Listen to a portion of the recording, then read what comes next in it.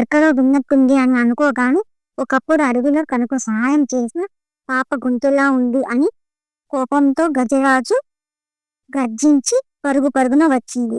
ఏనుగు చిరుతపులిని చూసి కోపంతో తన తొండంతో చిరుతపులిని పట్టుకుని దూరంగా విసిరేసింది. చిరుతపులి ప్రాణాలు గుప్పిట పట్టుకుని అడవిలోకి పారిపోయింది.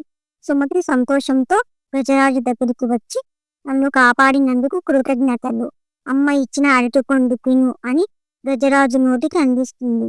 గజరాజు సుమతిని ఒక్కటే ఇంటికి వెళితే దారిలో ఏ జంతువు దాడి చేస్తుందోనని గజరాజు వీపు మీద ఎక్కించుకుని సురక్షితంగా ఇంటికి వెళుతుండగా దారిలో సుమతి ఏనుగు వీపు మీద కూర్చొని, నీవు ఎవరికైనా సహాయం చేస్తావా అని సుమతి అడుగుతుంది.